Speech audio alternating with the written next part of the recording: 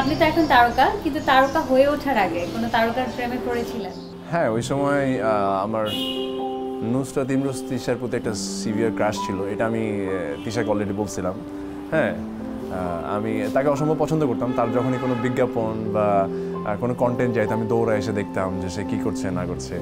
I really had a very special crush on her. Tisha আপুর reaction কি ছিল এটা শুনে? সে তো হাসে, বলে কি এখন আমি পুরান হয়ে গেছি না, এখন আমাকে এই কথা বলে। অলরাইট, কোনো পাগলামি বা তার কোনো ছবি কাটিং করে রাখা? পাগলামি করতে এরকম কাটিং বলতে হ্যাঁ এরকম কিছু কাটিং ছিল।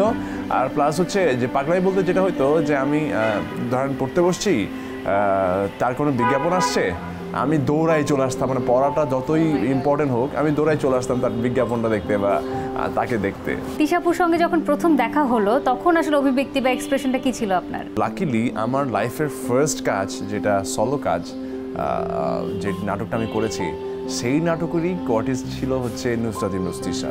Very nice. এবং আমি যখন প্রথম শুনলাম সে আমার কোয়ার্টিস্ট, আই ওয়াজ লাইক মানে আমি কি অ্যাক্টিং করব নাকি আমি তার দিকে তাকিয়ে থাকবো, আবার তার দিকে তাকিয়ে থাকতে গেলে আমার অ্যাক্টিং নষ্ট হয়ে যাবে, মানে কি হইতে পারে না হতে পারে। I was so serious.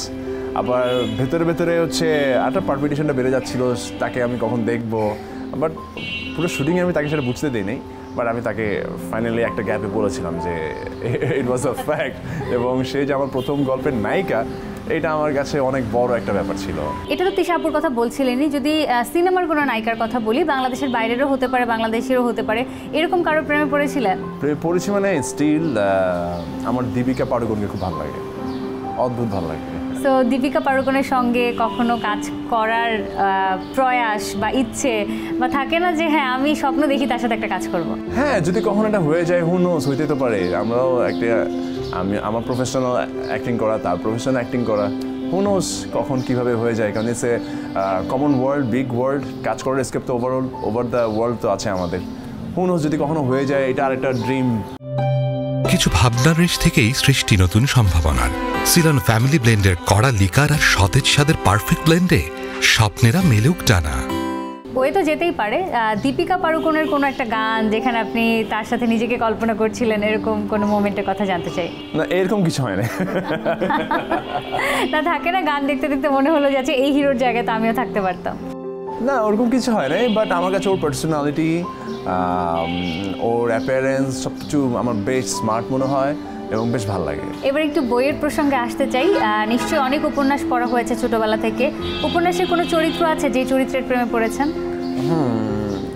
উপন্যাসে হয় কি, যখন যেটা পড়ি না, মানে আমার একটা বিষয় বললি, যখন যেটা পড়ি না আসলে আমি খুব ডিপলি ওই উপন্যাসে ঢুকে যাই, ওই ক্যারেক্টারে ঢুকে যাই।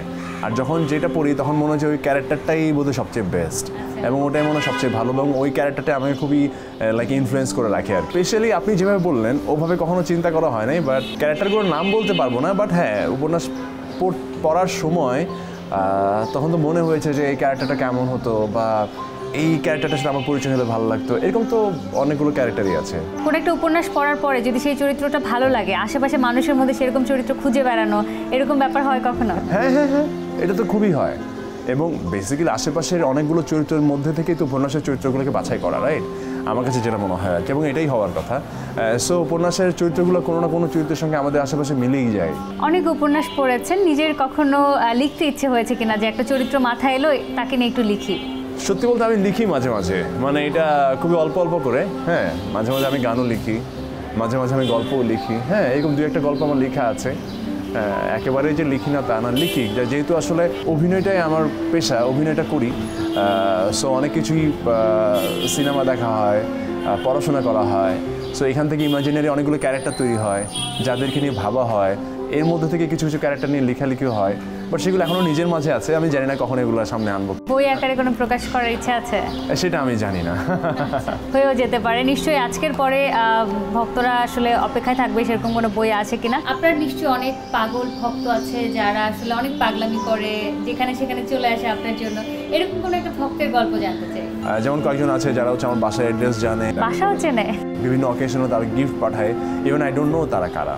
হ্যাঁ, সো এবং কয়েকজনকে, তার মধ্যে কয়েকজনকে আমি চিনিও যারা হচ্ছে অ্যাকচুয়ালি পাগলা ফ্যান যদি বলেন। সো এই জিনিসগুলো ভালো লাগার ডেফিনেটলি। আমারও ভালো লাগে, বাট আমার ভক্তদের সঙ্গে দেখা করাটা যেটা হয় না সেটা খুব কম হয়, সেটার জন্য আমি সরি।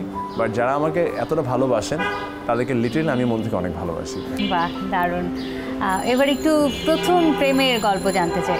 সত্যি বলতে জীবনে আমি একটাই সিরিয়াসলি প্রেম করেছি, একজনকেই হয়তো আমি প্রপোজ করেছিলাম, সেই আমার ওয়াইফ। গত মানে লাইক 18 বছর ধরে আমরা একসাথে। সো প্রথম প্রেম শেষ প্রেম ওই একটাই।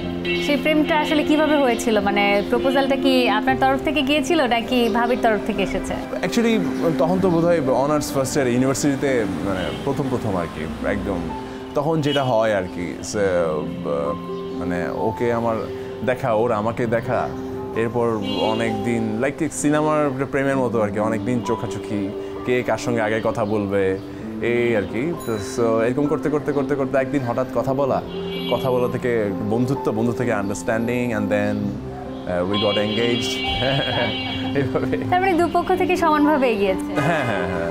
ভালোবাসা তো আছেই, কিন্তু থাকে না এত বছরের সম্পর্ক, খুনসুটি ঝগড়া, এগুলো নিশ্চয়ই হয়। সেটা তো হয়। আমার কাছে মনে হয় যে এই ধরনের খুনসুটি ঝগড়াঝাটি এটা তো না থাকলে একটা রিলেশনশিপ স্ট্রং হয় না আর কি। হ্যাঁ, প্রত্যেকটা রিলেশনশিপে যেমন প্রেম থাকে, ভালোবাসা থাকে, সেই সাথে ঝগড়া খুনসুটি এগুলো তো থাকেই। সো আমাদেরও আছে। কখনো এটা খুব সিরিয়াস পর্যায়ে চলে যায়, কখনো খুব অল্পতেই শেষ হয়ে যায়। তো সব কিছু মিলাই আসলে একটা সংসার, এটা আগাচ্ছে আর কিভাবে। ঝগড়ার পরে প্রথম সরিটা কে বলে? এটা সবসময় আমিই বলি। এটা আমার মনে হয় প্রত্যেকটা ফ্যামিলিতে ছেলেটাই বলে। এটা আমার মনে হয় যে এটাই হয়। অলরেডি প্রেম ভালোবাসা বিয়ের গল্প তো অনেক শুনলাম, এবার আপনার কাছে একটু জানতে চাই, আপনার কাছে কি মনে হয় বিয়েতে কি প্রেম পূর্ণতা পায় নাকি বিচ্ছেদই প্রেমকে মহৎ করে? বিচ্ছেদ কখনো প্রেমকে মহৎ করে না, আমার কাছে এটা মনে হয় না। হ্যাঁ, সো আমার কাছে মনে হয় যে হ্যাঁ এটা ট্রু যে বিচ্ছেদে ভালোবাসাটা ইম্পর্টেন্ট। হ্যাঁ, এখন যদি লাইক বাট আমার কাছে মনে হয় যে লাস্ট মুহূর্ত পর্যন্ত দুজনের এফোর্ট থাকা উচিত যে কীভাবে রিলেশনশিপটাকে প্রপারলি একটা কি বলবো এটাকে প্রপার একটা সুন্দর পরিণতির দিকে নিয়ে যাওয়া যায়। এখন যদি আপনি হাল ছেড়ে দেন তাহলে এটা প্রেমই হইল না, হাল ছাড়া যাবে না। লাস্ট মুহূর্ত পর্যন্ত রেসপেক্টের সাথে বিশ্বাসের সাথে আমার কাছে মনে হয় যে ফাইট করে যাওয়া উচিত এবং ওয়ার্ল্ডকে বোঝানো উচিত যে we made for each other. যদি এটাই ট্রাইটাই না করেন তাহলে তো প্রেম না। এখন যদি ভাবেন যে না আমি বিচ্ছেদ ঘটাই ফেলি, আমি মহৎ হয়ে যাই, তাহলে আসলে বিষয়টা ঘটলো না। এটা আমার মনে হয় যদি আপনি সেই অর্থে প্রেমের কথা বলেন। আর যদি বলেন যে না আমি তোমাকে ছেড়ে দিলাম, তুমি ভালো থাকো অন্যের ঘরে, এটা আসলে কাব্যিক হয়ে গেল। অনেক ধন্যবাদ। প্রিয় দর্শক, আপনিও কি পড়েছিলেন কোনো তারকার প্রেমে? তাহলে তারায় রটিয়ে দিন সেই গল্প, লিখে পাঠান সিলনের ঠিকানায়। বিস্তারিত জানতে ভিজিট করুন সিলন টি বাংলাদেশ।